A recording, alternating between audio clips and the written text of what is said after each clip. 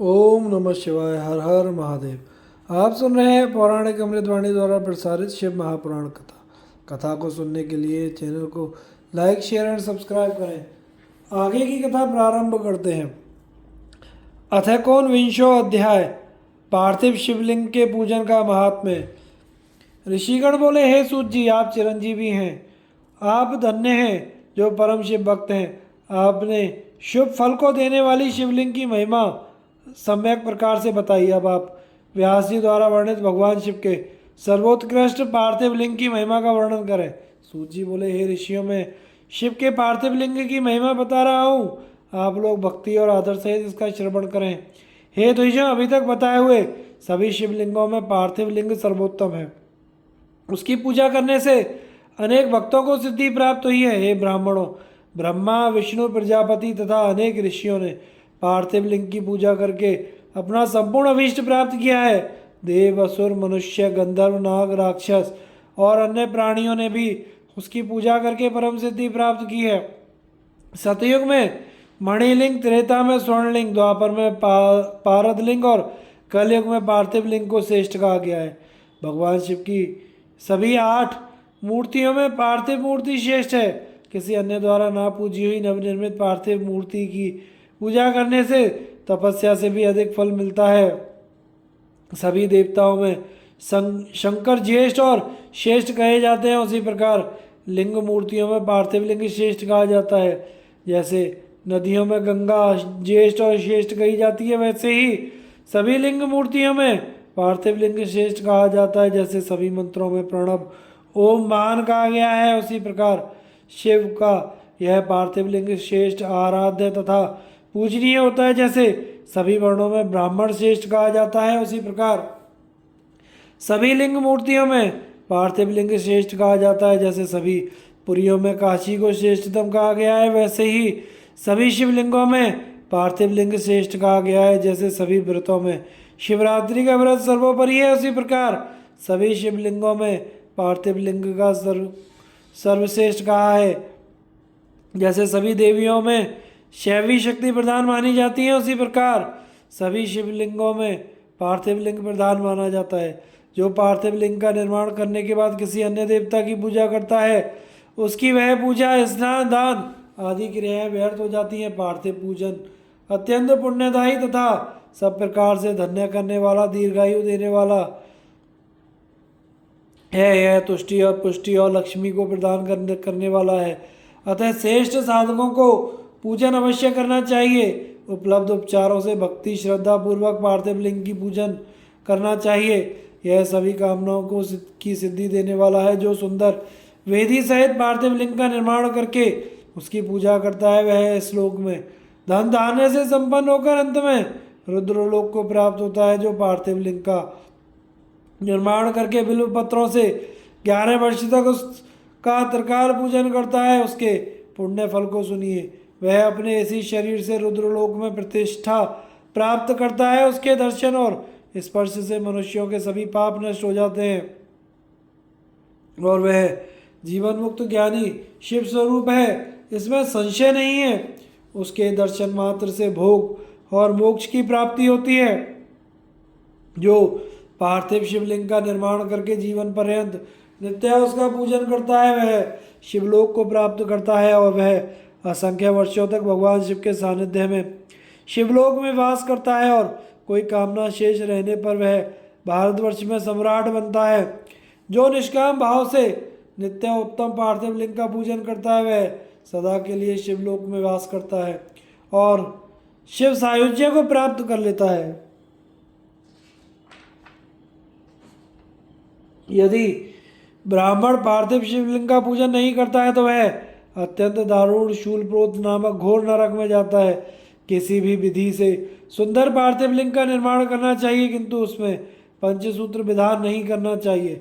उसे अखंड रूप में बनाना चाहिए, खंडित रूप में नहीं। खंडित लिंग का निर्माण करने वाला पूजा का फल प्राप्त नहीं करता है। मणिलिंग, स्वर्णलिंग, पारदलिंग, स्फटिक लिंग, पुष्पराग लिंग और पार्थिव लिंग को अखंड ही बनाना चाहिए। अखंड लिंग चरलिंग होता है और 2 खंड वाला अचर लिंग कहा गया है। इस प्रकार चर और अचर लिंग का यह खंडाखंड विधान कहा गया है। स्थावर लिंग में वेदिका भगवती महाविद्या का रूप है और लिंग भगवान महेश्वर का, इसलिए स्थावर अचर लिंगों में वेदिका युक्त द्विखंड लिंग ही श्रेष्ठ माना गया है। द्विखंड वेदिका युक्त स्थावर लिंग का विधान पूर्वक निर्माण करना चाहिए। शिव सिद्धांत के जानने वालों ने अखंड लिंग को जंगम चरलिंग माना है। अज्ञानतावशी कुछ लोग चरलिंग को दो खंडों में वेदिका और लिंग बना लेते हैं। शास्त्रों को जानने वाले सिद्धांत मर्मज्ञ मुनिजन ऐसा नहीं करते। जो मूढ़जन अचर लिंग को अखंड तथा चरलिंग को द्विखंड रूप में बनाते हैं उन्हें शिव पूजा का फल प्राप्त नहीं होता है। इसलिए अत्यंत प्रसन्नता पूर्वक शास्त्रोक्त विधि से चरलिंग को अखंड तथा चरलिंग को द्विखंड बनाना चाहिए। अखंड चरलिंग में की गई पूजा से संपूर्ण फल की प्राप्ति होती है। द्विखंड चरलिंग की पूजा महान अनिष्टकर कही गई है। उसी प्रकार अखंड चरलिंग की पूजा से कामना सिद्ध नहीं होती, उससे तो अनिष्ट प्राप्त होता है, ऐसा शास्त्रज्ञ विद्वानों ने कहा है। इस प्रकार श्री शिव महापुराण के अंतर्गत प्रथम विद्येश्वर संहिता के साध्य साधन खंड में पार्थिव शिवलिंग के पूजन का महात्म्य वर्णन नामक 19वां अध्याय पूर्ण हुआ। अथविंशो अध्याय पार्थिव शिवलिंग के निर्माण की रीति तथा वेद मंत्रों द्वारा उसके पूजन की विस्तृत एवं संक्षिप्त विधि का वर्णन। सूत जी बोले, हे महर्षियों, अब मैं वैदिक कर्म के प्रति श्रद्धा भक्ति रखने वाले लोगों के लिए वेदोक्त मार्ग से ही पार्थिव पूजा की पद्धति का वर्णन करता हूँ। यह पूजा भोग तथा मोक्ष दोनों को देने वाली है। अहिनक सूत्रों में बताई हुई विधि के अनुसार स्नान और संध्योपासन करके सबसे पहले ब्रह्म यज्ञ करें, तत्पश्चात देवताओं, ऋषियों, सनकादि मुनि, मनुष्यों और पितरों का तर्पण करें।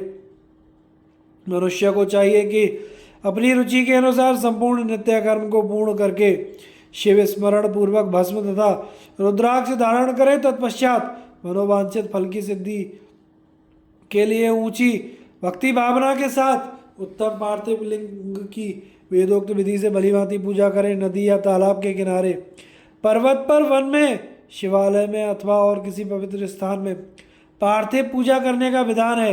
हे ब्राह्मणों, शुद्ध स्थान से निकाली हुई मिट्टी को यत्नपूर्वक लाकर बड़ी सावधानी के साथ शिवलिंग का निर्माण करें। ब्राह्मण के लिए श्वेत, क्षत्रिय के लिए लाल, वैश्य के लिए पीली और शूद्र के लिए काली मिट्टी से शिवलिंग बनाने का विधान है। अथवा जहाँ जो मिट्टी मिल जाए उसी से शिवलिंग बनाए। शिवलिंग बनाने के लिए प्रयत्न पूर्वक मिट्टी का संग्रह करके उस शुभ मृत्तिका को अत्यंत शुद्ध स्थान में रखे। फिर उसकी शुद्धि करके जल से सान कर पिंड बना ले और वेदोक्त मार्ग से धीरे धीरे सुंदर पार्थिव लिंग की रचना करे। तत्पश्चात भोग और मोक्ष रूप फल की प्राप्ति के लिए भक्ति पूर्वक उसका पूजन करे। उस पार्थिव लिंग के पूजन की जो विधि है उसे मैं विधान पूर्वक बता रहा हूँ, आप लोग सुनिए। ओम नमः शिवाय इस मंत्र का उच्चारण करते हुए समस्त पूजन सामग्री का प्रेक्षण करें, उस पर जल छिड़के। इसके बाद भूरसी इत्यादि मंत्र से क्षेत्र सिद्धि करे। फिर आपो अस्मान इस मंत्र से जल का संस्कार करे। इसके बाद नमस्ते रुद्र इस मंत्र से स्फटिका बंद स्फटिक शिला का घेरा बनाने की बात कही गई है। नमः शंभवाय इस मंत्र से क्षेत्र शुद्धि और पंचामृत का प्रोक्षण करे। तत्पश्चात शिव भक्त पुरुष नमः और पूर्वक नीलगिरिवाय मंत्र से शिवलिंग की उत्तम प्रतिष्ठा करे। इसके बाद वैदिक रीति से पूजन कर्म करने वाला उपासक भक्ति पूर्वक एतत्ते रुद्राव इस मंत्र से रमणीय आसन दे। मानो महानतम इस मंत्र से आह्वान करे या याते रुद्र इस मंत्र से भगवान शिव को आसन पर समासीन करे। यामिशुम इस मंत्र से शिव के अंगों में न्यास करे। अध्यवोचत इस मंत्र से प्रेम पूर्वक अधिवासन करे।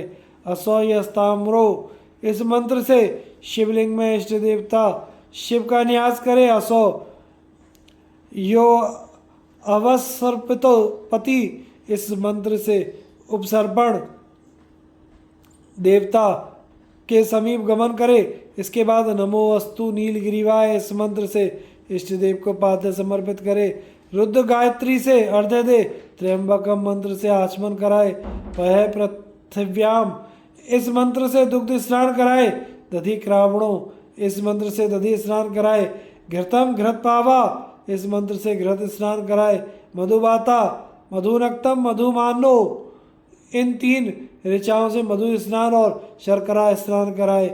इन दुग्ध आदि 5 वस्तुओं को पंचामृत कहते हैं अथवा पाद्य समर्पण के लिए कहे गए नमो अस्तु नीलगिरीवाय इत्यादि मंत्र द्वारा पंचामृत से स्नान कराए। तदनंतर मां नस्तों के इस मंत्र से प्रेम पूर्वक भगवान शिव को कटिबंध करधनी अर्पित करे। नमो धृषणवे इस मंत्र का उच्चारण करके आराध्य देवता को उत्तरीय धारण कराए। या ते हेति इस इत्यादि 4 ऋचाओं को पढ़कर वेदज्ञ भक्त प्रेम से विधि पूर्वक भगवान शिव के लिए वस्त्र एवं यज्ञोपवीत समर्पित करे। इसके बाद नमः शिवाभ्य इत्यादि मंत्र के को पढ़कर शुद्ध बुद्धि वाला भक्त पुरुष भगवान को प्रेम पूर्वक गंध सुगंधित चंदन एवं रोली चढ़ाए। नमस्तभ्यो इस मंत्र से अक्षत अर्पित करे। नमः पार्याय इस मंत्र से फूल चढ़ाए। नमः पर्याण इस मंत्र से बिल्व पत्र समर्पण करे। नमः कदर्पिने च इत्यादि मंत्र से विधि पूर्वक धूप दे। नमः आश्वे इस ऋचा से शास्त्रोक्त विधि के अनुसार दीप निवेदित करे। तत्पश्चात हाथ धोकर नमो ज्येष्ठाय इस मंत्र से उत्तम नैवेद्य अर्पित करे। फिर पूर्वोक्त त्र्यंबक मंत्र से आचमन कराए ऐसा कहा गया है। इमा रुद्राय इस ऋचा से फल समर्पण करे। फिर नमो व्रज्याय इस मंत्र से भगवान शिव को अपना सब कुछ समर्पित करे। तदनंतर मानो महानतम तथा मानस्तों के इन पूर्वोक्त 2 मंत्रों द्वारा केवल अक्षतों से 11 रुद्रों का पूजन करे। फिर हिरण्यगर्भ इत्यादि मंत्र से जो 3 ऋचाओं के रूप में पठित हैं दक्षिणा चढ़ाए। देवस्य त्वा इस मंत्र से विद्वान पुरुष आराध्य देव का अभिषेक करे। दीप के लिए बताए हुए नमः आश्वे इत्यादि मंत्र से भगवान शिव की नीराजना करे। तत्पश्चात इमा रुद्राय इत्यादि 3 ऋचाओं से भक्ति पूर्वक रुद्रदेव को पुष्पांजलि अर्पित करे। मानो महानतम इस मंत्र से विज्ञ उपासक पूजनीय देवता की परिक्रमा करे। फिर उत्तम बुद्धि वाला उपासक महानस्तों के इस मंत्र से भगवान को साष्टांग प्रणाम करे। एष्टे इस मंत्र से शिव मुद्रा का प्रदर्शन करे। यतो यतः इस मंत्र से अभय नामक मुद्रा का, त्र्यंबकम मंत्र से ज्ञान मुद्रा का तथा नमः सेना इत्यादि मंत्र से महामुद्रा का प्रदर्शन करे। नमो गोभ्य इस ऋचा द्वारा धेनु मुद्रा दिखाए। इस प्रकार 5 मुद्राओं का प्रदर्शन करके शिव संबंधी मंत्रों का जप करे अथवा वेदज्ञ पुरुष शतरुद्रीय मंत्र की आवृत्ति करे। तत्पश्चात वेदज्ञ पुरुष पंचांग पाठ करे। तदनंतर देवाघातु इत्यादि मंत्र से भगवान शंकर का विसर्जन करे। इस प्रकार शिव पूजा की वैदिक विधि का विस्तार से प्रतिपादन किया गया है। अब संक्षेप में पार्थिव पूजन की वैदिक विधि सुने। सद्योजातम इस ऋचा से पार्थिव लिंग बनाने के लिए मिट्टी ले आए। वामदेवाय मंत्र पढ़कर उसमें जल डाले। जब मिट्टी सनकर तैयार हो जाए तो अघोर मंत्र से लिंग का निर्माण करे। फिर तत्पुरुषाय इस मंत्र से उसमें भगवान शिव का विधिवत आवाहन करे। तदनंतर ईशान मंत्र से भगवान शिव को वेदी पर स्थापित करे। इनके सिवाय अन्य सब विधानों को भी शुद्ध बुद्धि वाला उपासक संक्षेप से ही संपन्न करे। इसके बाद विद्वान पुरुष पंचाक्षर मंत्र अथवा गुरु के द्वारा दिए हुए अन्य किसी शिव संबंधी मंत्र से 16 उपचारों द्वारा विधिवत पूजन करे अथवा भवाय भवनाशाय महादेवाय धीमहि उग्राय उग्रनाशाय शर्वाय शशि मैलिने इस मंत्र द्वारा विद्वान उपासक भगवान शंकर की पूजा करे। वह भ्रम छोड़कर उत्तम भक्ति से शिव की आराधना करे, क्योंकि भगवान शिव भक्ति से ही फल देते हैं। हे ब्राह्मणों, यह जो वैदिक विधि से पूजन का क्रम बताया गया है, इसका पूर्ण रूप से आदर करता हुआ मैं पूजा की एक दूसरी विधि भी बता रहा हूँ, जो उत्तम होने के साथ सर्वसाधारण के लिए उपयोगी है मुनिवरों। पार्थिव लिंग की पूजा भगवान शिव के नामों से बताई गई है। वह पूजा संपूर्ण अभीष्टों को देने वाली है। उसे मैं बताता हूँ, सुनो। हर, महेश्वर, शंभु, शूलपाणी, पिनाकधरक, शिव, पशुपति, महादेव, ये क्रमशः शिव के 8 नाम कहे गए हैं। इनमें प्रथम नाम के द्वारा अर्थात ओम हराय नमः का उच्चारण करके पार्थिव लिंग बनाने के लिए मिट्टी लाएं। दूसरे नाम अर्थात ओम महेश्वराय नमः का उच्चारण करके लिंग निर्माण करें। फिर ओम शंभवे नमः बोलकर उस पार्थिव लिंग की प्रतिष्ठा करें। तत्पश्चात ओम शूलपाणे नमः कहकर उस पार्थिव लिंग में भगवान शिव का आवाहन करें। ओम पिनाकधृषे नमः यह कहकर उस शिवलिंग को नहलाएं। फिर ओम शिवाय नमः बोलकर उसकी पूजा करें। फिर ओम पशुपते नमः कहकर क्षमा प्रार्थना करें और अंत में ओम महादेवाय नमः कहकर आराध्य देव का विसर्जन कर दें। इस प्रकार प्रत्येक नाम के आदि में ओमकार का और अंत में चतुर्थी विभक्ति के साथ नमः पद लगाकर बड़े आनंद और भक्ति भाव से पूजन संबंधी सारे कार्य करने चाहिए। षड क्षर मंत्र से अंगन्यास और करन्यास की विधि भलीभांति संपन्न करके नीचे लिखे अनुसार ध्यान करें। कैलाश पर्वत पर एक सुंदर सिंहासन के मध्य भाग में विराजमान सनंद आदि भक्तों से पूजित, भक्तों के दुख रूप दावानल को नष्ट कर देने वाले अप्रमेय उमा के साथ समासीन तथा विश्व के भूषण स्वरूप भगवान शिव का चिंतन करना चाहिए। भगवान महेश्वर का प्रतिदिन इस प्रकार ध्यान करें। उनकी अंग कांति चांदी के पर्वत की भांति गौर है। वे अपने मस्तक पर मनोहर चंद्रमा का मुकुट धारण करते हैं। रत्नों के आभूषण धारण करने से उनका श्रीअंग और भी उद्भासित होता है। उनके 4 हाथों में क्रमशः परशु, मृग मुद्रा, वर एवं अभय मुद्रा सुशोभित हैं। वे सदा प्रसन्न रहते हैं, कमल के आसन पर बैठे हुए हैं। देवता लोग चारों ओर खड़े होकर उनकी स्तुति का गान करते हैं। उन्होंने वस्त्र के रूप में व्याघ्र चर्म धारण कर रखा है। वे इस विश्व के आदि हैं, बीज कारण रूप हैं, सबका समस्त भय हर लेने वाले हैं। उनके 5 मुख हैं और प्रत्येक मुखमंडल में 3-3 नेत्र हैं। इस प्रकार ध्यान करके उत्तम पार्थिव लिंग का पूजन करके गुरु के दिए हुए पंचाक्षर मंत्र का विधि पूर्वक जप करें। हे विप्रवर, विद्वान पुरुष को चाहिए कि वह देवेश्वर शिव को प्रणाम करते हुए नाना प्रकार की स्तुतियों द्वारा उनका स्तवन करे तथा शतरुद्रीय यजु 16वें अध्याय के मंत्रों का पाठ करे। तत्पश्चात अंजलि में अक्षत और फूल लेकर उत्तम भक्ति भाव से निम्नांकित मंत्रों को पढ़ते हुए प्रेम और प्रसन्नता के साथ भगवान शंकर से इस प्रकार प्रार्थना करें। सबको सुख देने वाले कृपा निधान हे भूतनाथ, हे शिव, मैं आपका हूँ। आपके ही गुणों में ही मेरे प्राण बसते हैं, अथवा आपके गुण ही मेरे प्राण, मेरा जीवन सर्वस्व है। मेरा चित्त सदा आपके ही चिंतन में लगा हुआ है। यह जानकर मुझ पर प्रसन्न होइए।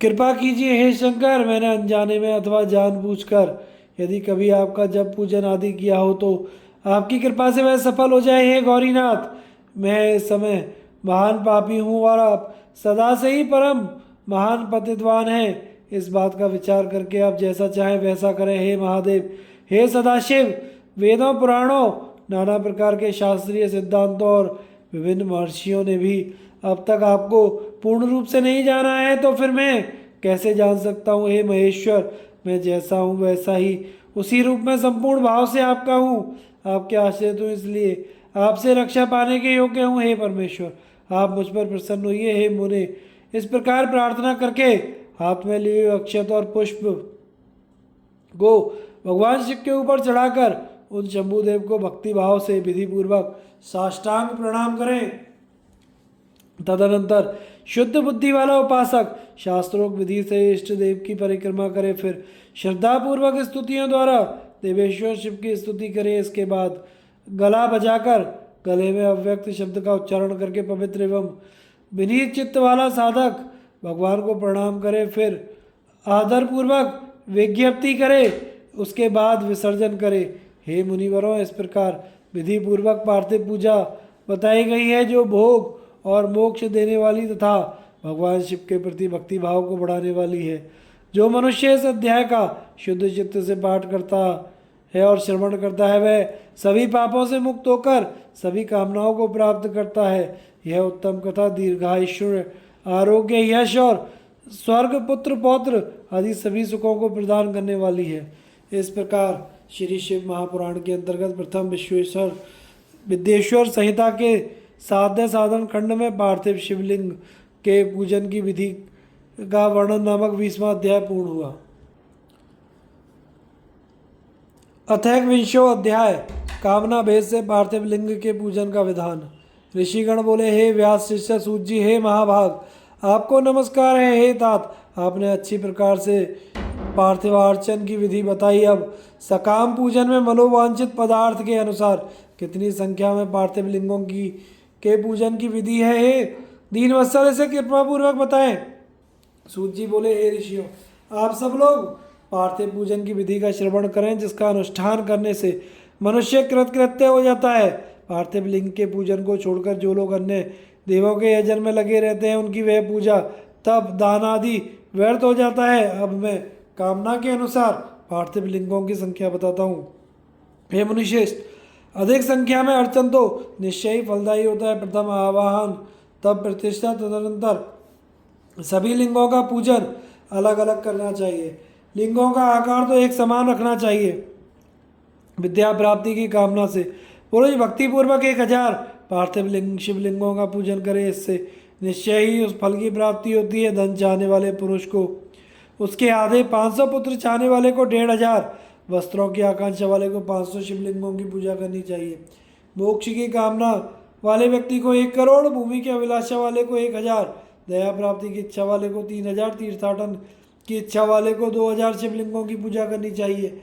मित्र प्राप्ति की इच्छा वाले को 3000 तथा अविचार कर्मों में 500 से लेकर 1000 तक पार्थिव शिवलिंगों की पूजन की विधि है। कारागार आदि के बंधन से छुटकारे की इच्छा से 1500 तथा राज भय से मुक्ति की इच्छा से 500 शिवलिंगों के पूजन बुद्धिमानों को जानना चाहिए। चोर आदि के संकट से बचने के लिए 200 और डाकिनी आदि के भय से मुक्ति हेतु 500 पार्थिव शिवलिंगों का पूजन बताया गया है। दरिद्रता से छुटकारे के लिए 5000 और सभी कामनाओं की सिद्धि के लिए 10,000 पार्थिव शिवलिंगों का पूजन करना चाहिए। हे मुनि श्रेष्ठों, अब मैं नित्य पूजन विधि बताता हूँ, आप लोग सुनिए। एक पार्थिव लिंग का नित्य पूजन पापों का नाश करने वाला, 2 लिंगों का पूजन अर्थ की सिद्धि करने वाला बताया गया है। 3 लिंगों का पूजन सभी कामनाओं की सिद्धि का मुख्य हेतु कहा गया है। पूर्व में बताई गई संख्या विधि में भी उत्तरोत्तर संख्या अधिक फलदायिनी होती है। अन्य मुनियों के मत से संख्या का जो अंतर है वह भी अब बताता हूँ।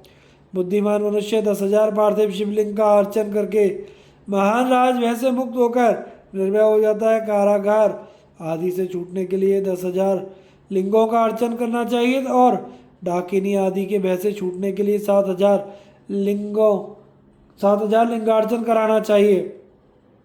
पुत्रहीन पुरुष 55,000 लिंगार्चन करे।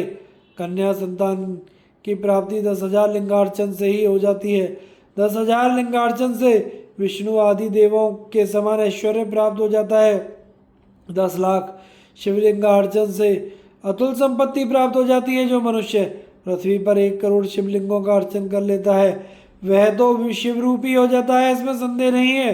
पार्थिव पूजा करोड़ों यज्ञों का फल देने वाली है, इसलिए सकाम भक्तों के लिए यह भोग और मोक्ष दोनों प्रदान करती है। जिस मनुष्य का समय रोज बिना लिंगार्चन के व्यतीत होता है, उस दुराचारी और दुष्टात्मा व्यक्ति की महान हानि होती है।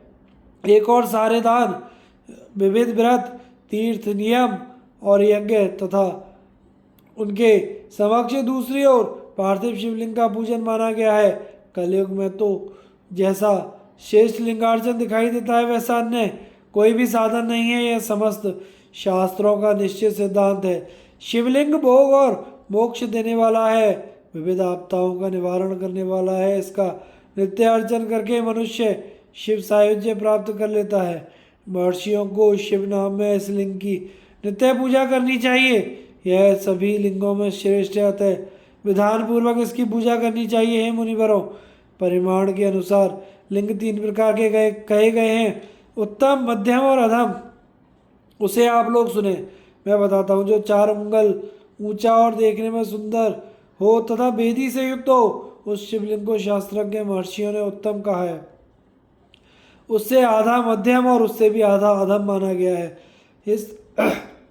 इस तरह 3 प्रकार के शिवलिंग कहे गए हैं जो उत्तरोत्तर श्रेष्ठ हैं।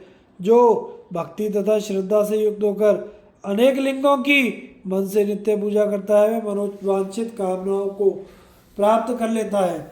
चारों वेदों में लिंगार्चन से बढ़कर कोई पुण्य नहीं है, यह सभी शास्त्रों का निर्णय है। विद्वान को चाहिए कि इस समस्त कर्म प्रपंच का त्याग करके परम भक्ति के साथ एकमात्र शिवलिंग का विधिवत पूजन करे। केवल शिवलिंग की पूजा हो जाने पर समग्र चराचर जगत की पूजा हो जाती है। संसार सागर में डूबे हुए लोगों के तरने का अन्य कोई साधन नहीं है। अज्ञान रूपी अंधकार से अंधे हुए तथा विषय वासनाओं में आसक्त चित्त वाले लोगों के लिए हम इस जगत में लिंगार्जन के अतिरिक्त अन्य कोई नौका नहीं है। ब्रह्मा, विष्णु आदि देवता, मुनिगण, यक्ष, राक्षस, गंधर्व, चारण, सिद्धजन, दैत्य, दानव, शेष आदि नाग, गरुड़ आदि पक्षी, प्रजापति, मनु, किन्नर, मानव, समस्त अर्थ सिद्धि प्रदान करने वाले शिवलिंग की महान भक्ति के साथ पूजा करके अपने मन में स्थित उन समस्त अभीष्ट कामनाओं को प्राप्त कर चुके हैं। ब्राह्मण, क्षत्रिय, वैश्य, शूद्र अथवा विलोम शंकर कोई भी क्यों ना हो, वह अपने अधिकार के अनुसार वैदिक अथवा तांत्रिक मंत्र से सदा आदरपूर्वक शिवलिंग की पूजा करे। हे ब्राह्मणों, हे महर्षियों, अधिक कहने से क्या लाभ। शिवलिंग का पूजन करने में स्त्रियों का तथा अन्य सब लोगों का भी अधिकार है। द्विजों के लिए वैदिक पद्धति से ही शिवलिंग की पूजा श्रेष्ठ है, परंतु अन्य लोगों के लिए वैदिक मार्ग से पूजा करने की सम्मति नहीं है। वेदज्ञ द्विजों को वैदिक मार्ग से ही पूजन करना चाहिए, अन्य मार्ग से नहीं। यह भगवान शिव का कथन है।